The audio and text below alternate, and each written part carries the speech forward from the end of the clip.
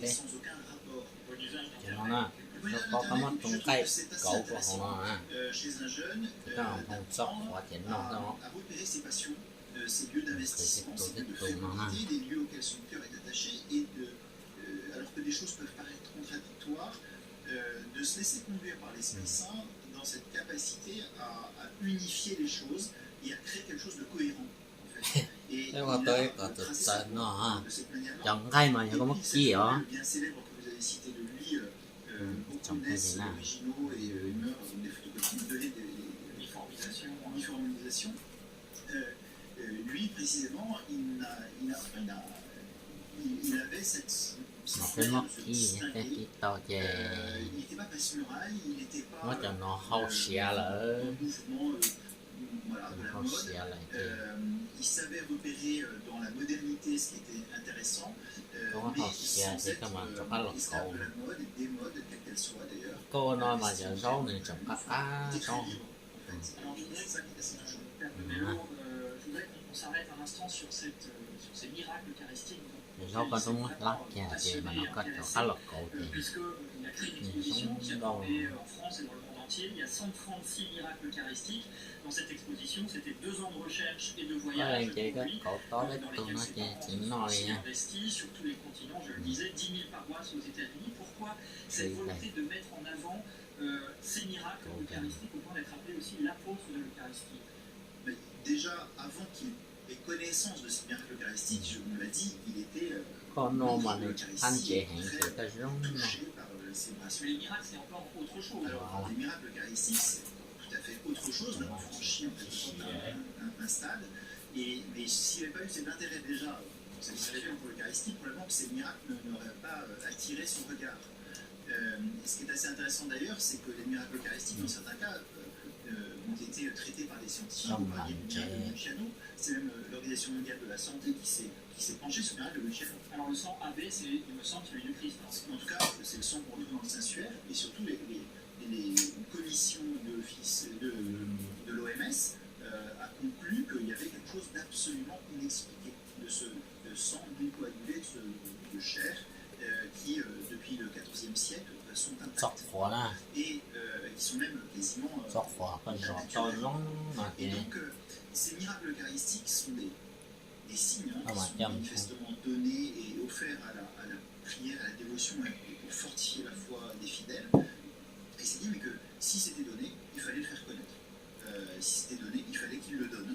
Il a donné la résonance d'Internet à ces miracles. Voilà, il s'est servi de ce vecteur médiatique pour précisément, puisque le Seigneur veut à ce moment-là se donner, en tout cas conforter dans la foi, réconforter dans la foi les fidèles par ce type de miracle, et bien il s'est mis au service de ce dessein, de ce projet du Seigneur, avec ce site internet, et puis via le site internet, une exposition qui circule dans le monde entier et qui est tout à fait étonnante. Alors, je voudrais à présent qu'on écoute la mère de Carlo Acutis. Elle s'appelle Antonia, et c'est l'avantage d'avoir un bienheureux de l'Église catholique récemment, c'est qu'effectivement sa mère est toujours vivante, et elle a répondu à nos questions comment finalement toute sa vie, y compris sa maladie et sa triste fin, ont été unifiées. Regardez, écoutez. Carlo disait qu'il y a une importance de vivre dans cette commune avec Dieu. Concentré dans cette commune avec Dieu. Il allait tous les jours à la messe, il faisait l'adoration eucharistique tous les jours. Alors pour lui, le passage vers la mort, c'était pour moi aussi.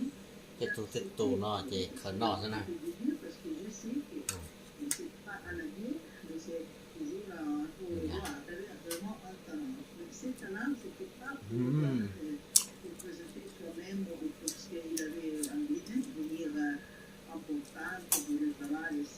Il voulait utiliser ça pour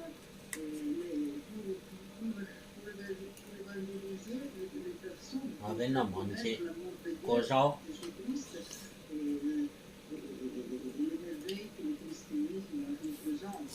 Il disait toujours pas moi, mais le Dieu, non? Le témoignage d'Antonia, la mère de Carlo Acutis, suivi par Simon Guillain. Véronique, cô rau nhiệt nè parce qu'effectivement, on va se pencher à ngay đi cho hậu nè còn ngay đi cho hậu cho mới để rau cho cửa Oui, maintenant, on me rappelle, il avait 15 ans, il vivait quand même, comme l'a dit sa maman tous les jours, hein, comme s'il se préparait à la rencontre, pour lui c'était quelque chose de naturel. Il disait seul Dieu connaît le futur quand ses parents évoquaient l'avenir. Alors au départ, il a une grosse angine, on est en octobre 2006, ses parents et les médecins ne s'inquiètent pas, mais Carlo, lui, a une intuition et tout de suite, dès qu'il commence à être malade, il dit j'offre au Seigneur pour le pape et pour l'Église toutes les souffrances que j'aurai à endurer et aussi pour aller tout droit au ciel sans passer par le purgatoire. Il faut dire que Carlo avait le souci, ce qui n'est pas très à la mode en ce moment, de se soucier des fins dernières. Et il trouvait que les prêtres ne parlaient pas assez de l'enfer et du purgatoire, de la damnation, du jugement. Pour lui, c'était quand même quelque chose vraiment qui le travaillait. Il était si jeune, hein, ce qui est quand même assez extraordinaire. Et une semaine après le début de sa maladie, il est au plus mal. Le verdict tombe, c'est une leucémie foudroyante. Lorsqu'il apprend la gravité de sa maladie, il dit « Le Seigneur me réveille ». Son état empire rapidement, mais il accepte sa souffrance parce qu'il a beaucoup souffert avec le sourire, avec toujours un mot gentil pour les soignants. Il tombe dans le coma le 12 octobre 2006. Ses parents transportent son corps à la maison et pendant 4 jours, ça va être un défilé. Mais non, là, maintenant, on dit une foule immense pour ses obsèques. Racontez-nous pourquoi c'est si important de parler des fins dernières et pourquoi Carlo Acutis finalement a peut-être raison un petit peu de sermonner les prêtres qui n'en parlent pas assez. Déjà, Saint Jean Bosco, vous savez, tous les mois, pour les jeunes du Val-de-Pau, faisait une veillée de préparation à la bonne mort.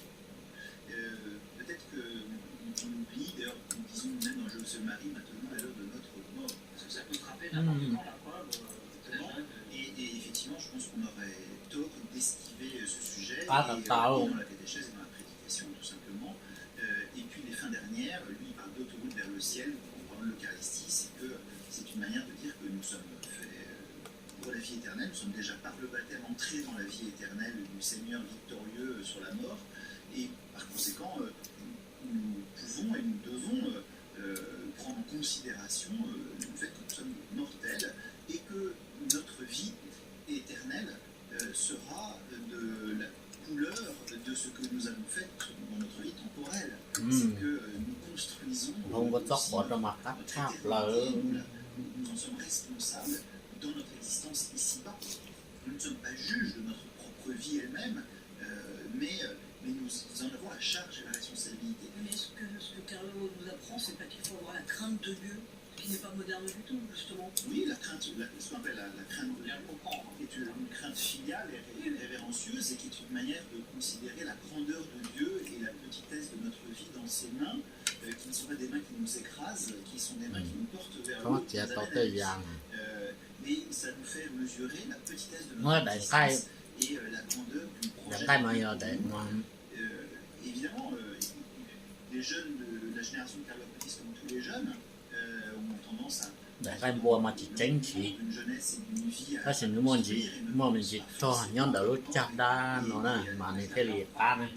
exactement. Mais néanmoins, il me semble que c'est partie de l'éducation. Si l'Église ne parle pas des fins dernières, je ne vois pas très bien.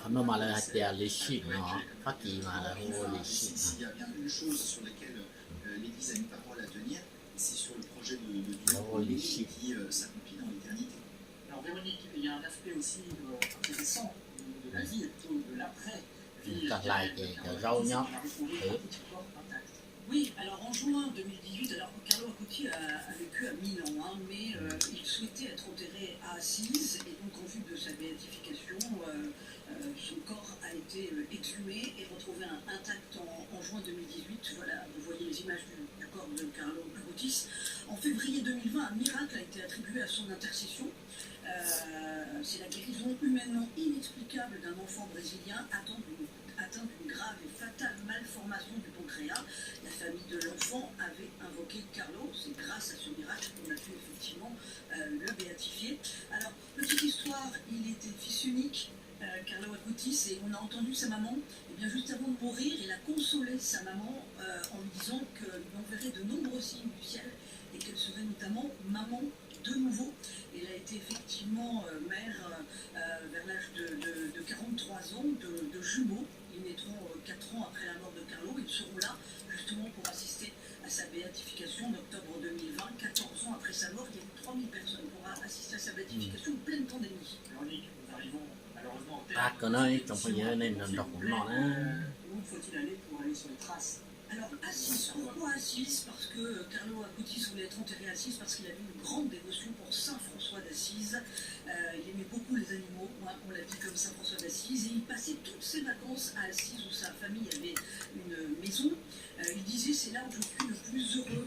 Et quand il était à Assise, il aimait se rendre notamment au sanctuaire de l'Alverne où Saint François a reçu les stigmates et où il est mort en 1224. Il aimait faire des retraites dans le lieu comme vous voyez là qui s'affiche à l'écran. Alors il faut savoir que son tombeau, son corps n'est plus visible comme on l'a vu à l'écran, mais il repose toujours dans le sanctuaire qui s'appelle le Đây sanctuaire trong bây giờ cũng đang này.